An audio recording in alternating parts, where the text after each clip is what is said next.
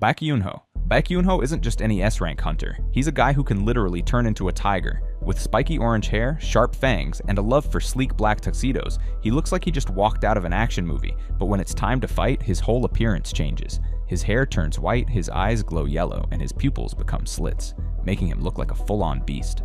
Baek started his career in the Fiend Guild, but had bigger dreams. So like any ambitious man, he left and formed the White Tiger Guild, one of Korea's top guilds. While he's strong, he's not at the top of the S-rank food chain, but what he lacks in sheer power, he makes up for in leadership, sharp instincts, and an eye for talent. He was the first to notice that Jinwoo had no limits. His biggest moment? The Jeju Island raid. He fought against the terrifying Ant King, and despite being beaten and strangled, refused to go down. That's resilience. His ability, Beast Transformation, lets him enhance his strength and speed by turning into a tiger-like form.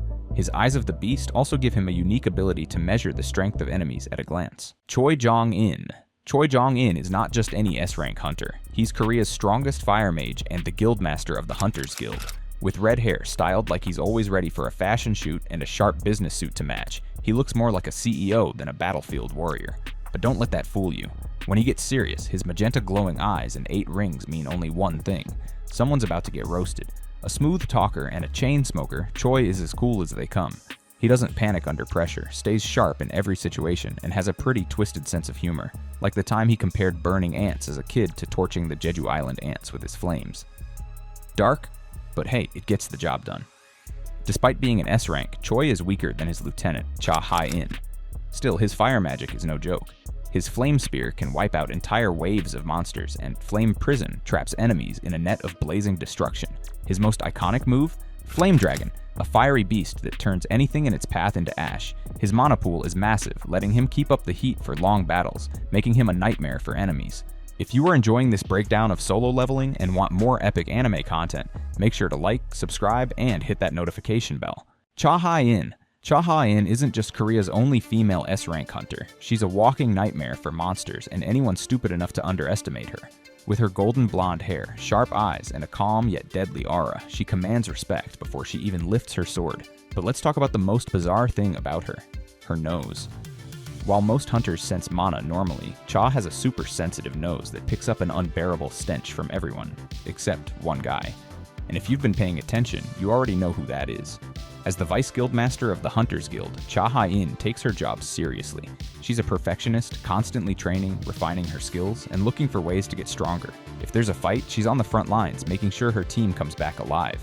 She's not the type to show emotions easily, but if you threaten her comrades, congratulations. You've just made a terrible mistake. Beneath her cold and disciplined exterior, she genuinely cares for her team, which makes her a rare mix of terrifyingly strong and actually a good person. Her swordsmanship is on another level. Cha doesn't just swing a sword, she dances with it.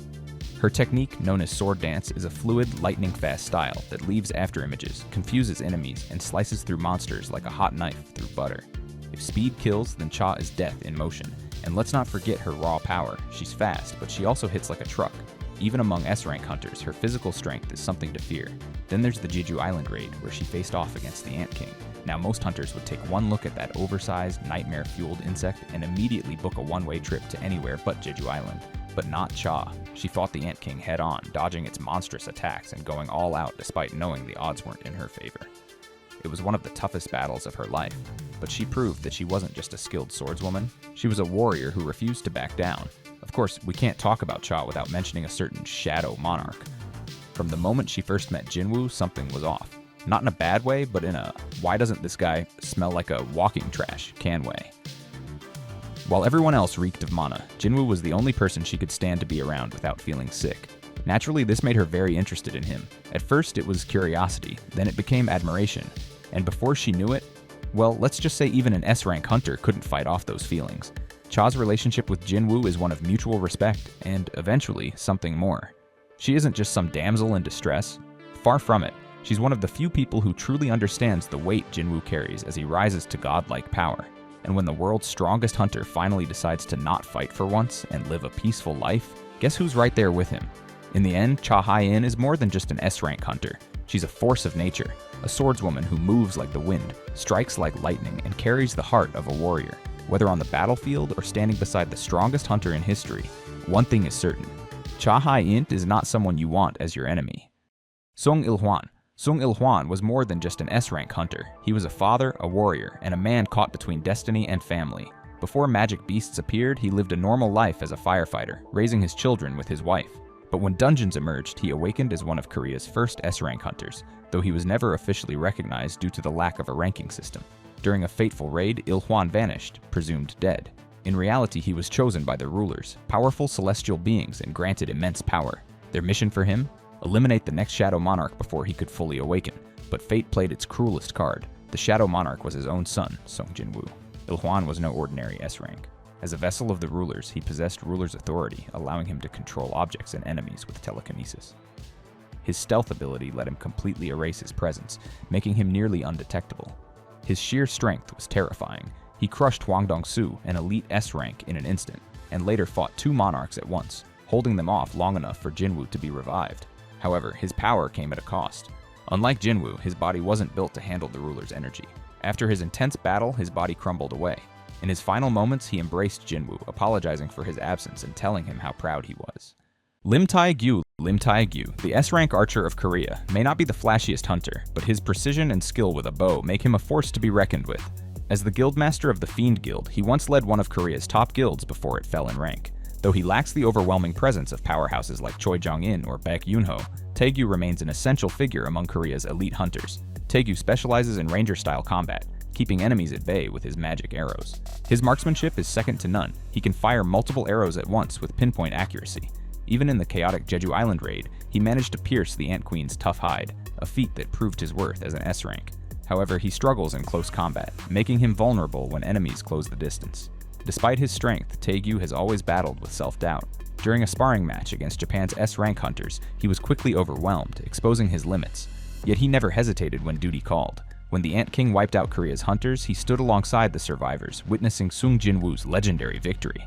In the Ragnarok timeline, his life took an unexpected turn. After working as a chauffeur for his former vice guildmaster, Lee Min-sung, he became an S-rank again when catastrophe struck the world. Together, they formed the Reapers Guild, with Tae-Gyu handling field operations while Min-sung managed finances. However, as Min-sung's criminal activities escalated, Tae-Gyu tried to stop him. His loyalty was tested when he had to track down and fight his old friend, ultimately witnessing his downfall. Byung-Gyu was an S-rank healer, but if you asked him, he'd rather be grading history papers than healing battle-crazed hunters. A kind and peaceful guy, he had zero interest in fighting, yet somehow kept getting dragged into the most dangerous battles. After surviving 3 failed Jeju Island raids, yes, 3, Byung-Gyu had enough and planned to retire. His dream? A nice, quiet life as a history teacher. But fate, and probably Baek Yoonho, had other plans. The 4th Jeju Island raid was coming, and despite swearing he wouldn't go back, he did. Big mistake. During the battle, Byung-Gyu worked overtime, healing and buffing his teammates like a one-man hospital. But then the Ant King showed up. Let's just say it didn't go well. Byung-Gyu, in an Oscar-worthy act of bravery, used his disguise skill to hide and keep healing his squad.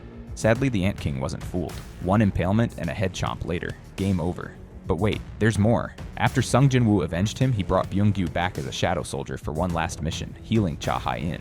Once done, Jinwoo gave him the retirement he deserved, letting him rest in peace. Dongwook is the definition of unbreakable. A tank so tough, he could probably take a nap mid-battle and still come out fine. As an S-rank tanker and the guild master of Fame Guild, he's the guy you want standing between you and a monster with way too many teeth. A burly, friendly dude with a perpetual grin, Ma doesn't really do drama. When another guild leader tried to argue over hunting turf, he just shrugged. Fighting over land? Nah. Fighting giant killer ants on Jeju Island? Now that's more his style. During the 4th Jeju Island raid, Ma did what he did best, stood his ground and took a beating like a champ. He even blocked the Ant Queen's attack with brute force, proving that sometimes raw toughness is all you need. But then came the Ant King, and well, let's just say it didn't go great. The Ant King ripped off Ma's arms like they were cheap action figure parts and threw him around like a chew toy. Most people would have passed out from the pain, but Ma? He just got back up, proving he's either incredibly tough or incredibly stubborn, probably both. Luckily, Min Byung-Gyu healed him up, and Ma walked away from the nightmare that was Jeju Island with all his limbs intact. Gunhee wasn't just an S-rank hunter. He was the chairman of the Korean Hunters Association and one of humanity's strongest warriors. Once the most powerful hunter in Korea, age forced him into retirement. Though his body weakened, his spirit remained unshaken. A man of honor and principle, Gunhee despised corruption and respected true strength. He saw Sung Jinwoo as humanity's future, standing by him while others feared his rise. During the 4th Jeju Island raid, he watched in awe as Jinwoo single-handedly defeated the Ant King, proving his belief right. Despite his declining health, Gunhee never stopped being a warrior. When Silid, the monarch of Transfiguration, attacked, he fought back with ruler's authority, knowing he couldn't win but refusing to surrender. Fatally wounded, he rejected healing, instead asking Jinwoo to always stand on the side of humanity. Gunhee was more than a hunter, he was a leader, a warrior, and the brightest fragment of brilliant light. His legacy lived on, not just in history, but in the decisions he inspired and Sung Jinwoo. Goto Ryuji. Goto Ryuji was Japan's strongest S-rank hunter and the guildmaster of the Draw Sword Guild. A warrior of immense skill, he wielded a katana with deadly precision. However, his strength was overshadowed by his arrogance and ruthlessness. On the surface, Goto appeared calm and composed, but beneath that facade lay pride and cruelty. He saw himself as the apex predator, showing little care for weaker hunters. This attitude led him to betray the Korean S-rank hunters during the 4th Jeju Island raid, intending to leave them for dead. His overconfidence, however, cost him everything. When the Ant King ambushed his team, Goto refused to retreat, believing he could win. But reality hit hard. He was completely outmatched. The Ant King decapitated him in an instant, proving that arrogance was his greatest downfall. Despite his skill, Goto was never among the world's strongest. His sparring match with Jinwoo hinted at this, as Jinwoo effortlessly dodged his attacks. Even Liu Zhigong, China's top hunter, far surpassed him in raw power. Minoru Hoshino. Minoru Hoshino is an S-rank hunter from Japan and a key member of the Draw Sword Guild. Unlike his arrogant guildmaster, Goto Ryuji, Hoshino displayed a genuine concern for his comrades. However, he was ultimately outclassed by the greater threats he faced. During the 4th Jeju Island raid, Hoshino fought in a sparring match against Lim Tae-Gyu and won by overpowering him. Later, he witnessed Goto's duel with Jinwoo, realizing the difference in power between them. When the raid began, he was assigned to Team Alpha alongside Goto and Ishida. As the mission progressed, Hoshino and his team discovered their guildmates' headless corpses. Before they could retreat, the Ant King ambushed them, killing Ishida instantly. Goto ordered Hoshino to flee, forcing him to watch as his guildmaster was slaughtered in an instant. Traumatized by the scene, he barely escaped with his remaining teammates. Later, during the Japan Crisis arc, Hoshino was present when a new S-rank gate appeared in Tokyo. He attempted to fight against the giants, but was easily overpowered. Even against Yuri Orlov, a Russian S-rank hunter, he stood no chance. Atsushi Kumamoto is an S-rank hunter from Japan and a member of the Draw Sword Guild. While physically powerful, his greatest weakness is his lack of composure, making him one of the more reckless and cowardly members of the guild. During the Jeju Island raid, Kumamoto participated in a 4 vs 4 sparring match before the mission. He initially fought Baek Yoonho, but quickly switched to Hae-In, seeing her as the easier target. However, when he got too aggressive, Jinwoo intervened and effortlessly incapacitated him when he refused to back down. On Jeju Island, Kumamoto was assigned to Team Bravo alongside Kanai. While he survived the battle, he played no major role in the fight against the Ant King, and was seen retreating from the island with the remaining survivors. Kumamoto possesses enhanced strength, speed, and durability, able to clear B-rank gates alone. His most unique ability is his berserker state, a frenzied condition that makes him fight without fear or control when severely injured. However, this ability is unreliable, as it's unclear whether it is a passive skill or simply a psychological breakdown. Christopher Reed. Christopher Reed was one of America's strongest hunters, ranking 3rd in the world as one of the 5 national-level hunters. As a vessel of a ruler, he possessed immense power, yet even that wasn't enough to save him from the monarch's wrath. Known for his confidence and pride, Chris firmly believed in his own strength. When Norma Selner, a renowned seer, warned him of an impending death at the hands of an unknown enemy, he initially dismissed it. However, the thought of someone powerful enough to kill him gnawed at him, and he eventually took the warning seriously. Despite being given a chance to seek help, his lone wolf nature led him to stand alone, unwilling to rely on others. One night, Chris woke up to an eerie silence in his home, only to realize he had been trapped inside a dimensional gap. Before he could react, 3 monarchs, Tarnak, Reckon, and Koresha, appeared, their intent clear. Understanding that escape was impossible, he unleashed his full strength, determined to take at least one of them down with him. However, even as one of the world's strongest hunters, he was no match for the combined might of 3 monarchs. The battle ended in his brutal death, his body left mutilated in the ruins of his mansion, shocking the world. As a national-level hunter and a ruler's vessel, Chris wielded extraordinary abilities. His mastery of ruler's authority allowed him to control objects through telekinesis, while his spiritual body manifestation transformed him into a one-eyed humanoid engulfed in powerful flames, so intense that 14 S-rank hunters struggled to extinguish them. Thomas Andre. Imagine a bodybuilder, a pro wrestler, and a Hawaiian tourist had a baby. That's Thomas Andre.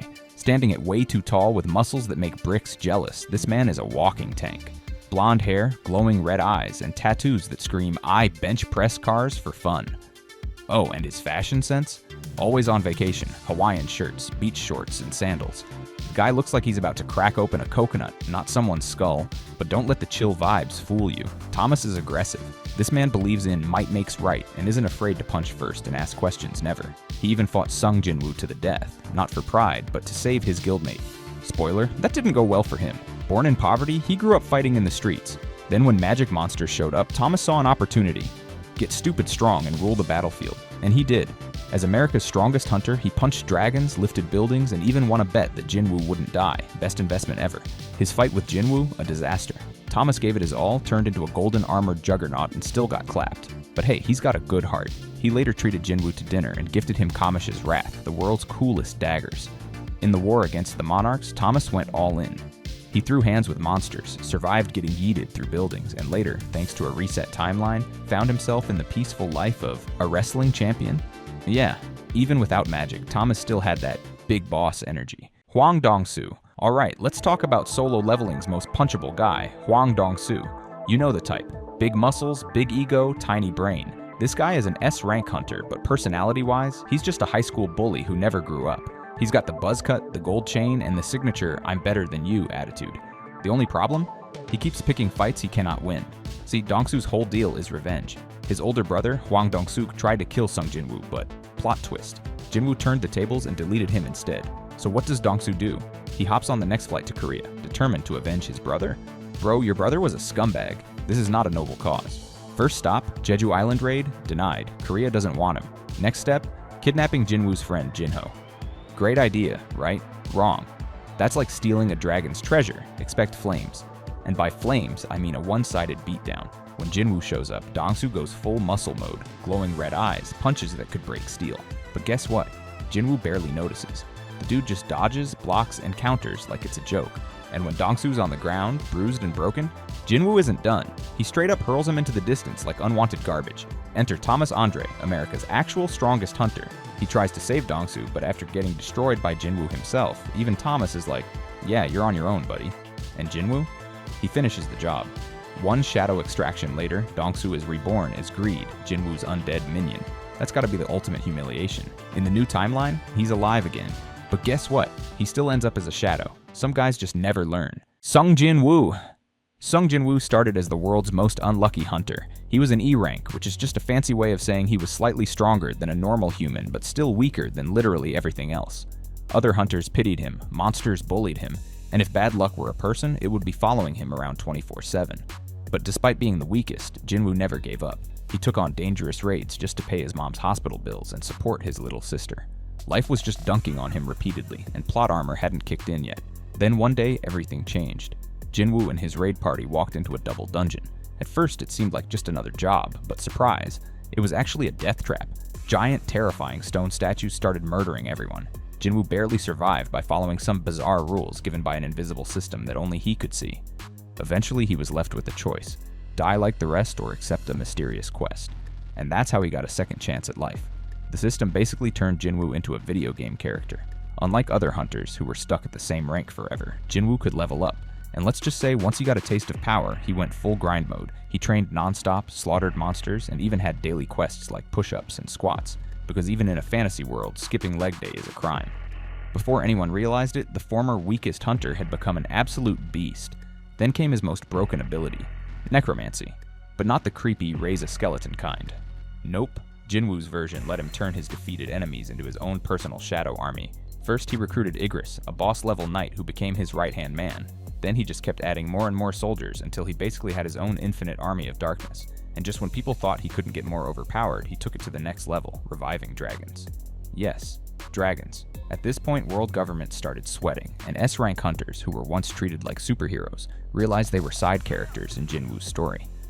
But it wasn't all just about flexing. There was a bigger reason behind Jinwoo's power boost. Turns out Earth was about to become the battleground for two godlike factions, the rulers and the monarchs. And guess what? Jinwoo was destined to be the Shadow Monarch, the most powerful being in the war. When the monarchs finally invaded, the rest of the world was helpless. But Jinwoo? He soloed the entire war, by summoning an endless army of shadows, fighting like an absolute menace, and forcing even the rulers to step in and help. And just when we thought he'd retire as Earth's strongest protector, Jinwoo did something completely unexpected.